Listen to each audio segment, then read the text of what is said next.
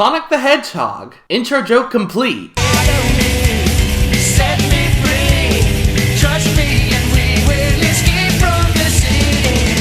I'll make it through, prove it to you. Follow me. Saying that Sonic's had a rough history in 3D would just be redundant at this point.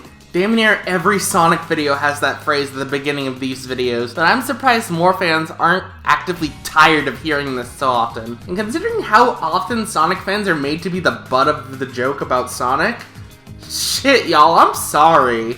So how about instead of focusing on the Speedy Boy's failures, let's take some time to look at the 3D Sonic games I actually enjoy. The only rule for this list I'm putting is how the games would have to be developed by Sonic Team. So unfortunately, that means no Sonic Boom Rise of Lyric. Damn it! I know, I'm sorry, but sacrifices have to be made. Anyways, let's do this shit. After Sonic got a major win with Generations, a ton of people were excited to see what Sonic Team could do with the boost formula after making the major improvements that were needed to make Generations as fun as it was. So what did they do? Change everything! Sonic Lost World is the definition of a pretty alright game. The story's nothing to write home about, but seeing Eggman so serious here was honestly kind of funny considering the tone of the rest of the game. Even with the dumb drama that happened with Tails that was, like, really unnecessary actually. Beyond that, I really enjoyed the gameplay. Obviously, I'd rather have a naturally fast-moving Sonic without the, you know, run button. But even while holding the run button down, Sonic controls just fine. Plus the spin dash and bounce attack are back, and better than ever. Not to mention the parkour system at some points was really fun to use and was really exhilarating. Ultimately though, there are some things I feel Lost World would be much better without, like the 2D sections, that kick move, and Wisps. Stay in your own fucking game, damn you! But I still find a lot of enjoyment in Sonic Lost World. In 2008, Sonic desperately needed a win. Sega wasn't exactly lighting the world on fire with secret rings, and the less said about what I would call Sonic Adventure 3, the better. So what did? They went to work.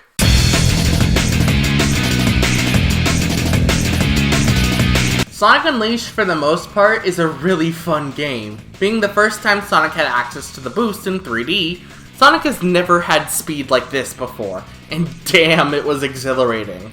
Sure, having the homing attack on X and not A was strange as hell, but I could get used to it. Plus, I can really appreciate the style of gameplay of having that speed with the gameplay being based around having the reflexes to keep it going. Not to mention, this game's oozing with charm.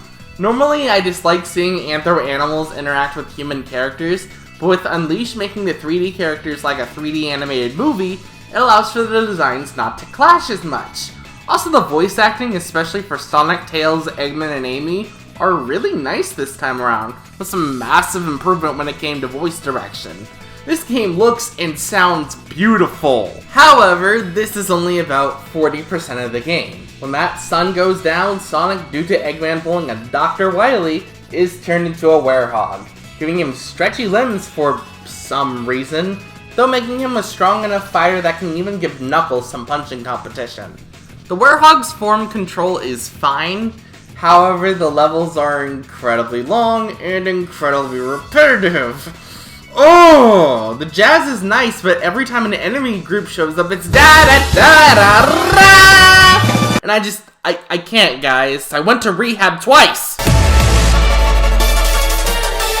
The storybook series will always intrigue me. Placing Sonic in these alternate eras of storytelling could make for some really interesting character dynamics, even with certain characters from the Sonic world being portrayed as characters from these stories. It's a good thing Black Knight actually capitalized on that. Taking place within the story of King Arthur, Sonic is tasked by a young mage named Merlina to strike him down with the blade Caliburn after he was corrupted by the scabbard of Excalibur. The story starts off as really simple, however we get a really nice twist at the beginning of the third act. Not to mention, I really like Black Knight's presentation. It actively looks like an old-timey art book we'd see in the fantasy adventure stories, while still keeping that same Sonic charm without actively clashing. Another positive for me comes with the gameplay. While Secret Rings was played exclusively with motion controls and just the Wiimote, the crew at Sega thought, hey, let's not fuck up again, please. With using the nunchuck as well, we can use the analog stick to move Sonic and the Wiimote for sword strikes. I actually really like this. It's like if Sonic had Twilight Princess's sword skills. Now, if the game is still on rails like Secret Rings, however, I think that's a small price to pay for the return of Crush 40! Night of the Wind, fight the night with me. After a long absence aside from covers, Crush 40 was back and batting 100. Hell yeah! 2011 was a pretty good year for the Blue Blur. After fucking up the last anniversary due to being rushed, Sonic Team made sure to step up their game for the Big 20. And boy, was it a Big 20. Sonic Generations is light on story, but for something like this, I'd rather have the story just be simple. What's more important to me in a game is how the game plays. And holy shit, I love this game so much. Sonic's Boost gameplay is at its best, with open level design, awesome alternate pathways, the perfect length for the stages. Yes, please! And classic Sonic's no slouch either. While he's not the same as he was in Sonic 3 and Knuckles, his momentum is far from bad. Not to mention that spin dash feels so powerful. Oh yeah! This game is so much fun. Not because of its reliance on older stages, but the game is just straight up fun to play. And as long as the game's fun to play, we're all good. Now before I get to number 1, I have an honorable mention I'd like to bring up. Okay, hear me out. I think this game is terrible, but... Damn, we've been detected. Where's that damn fourth Chaos Emerald? Damn, not here. You're going straight to hell. My humor is so fucking stupid. Yeah, this one's just bias.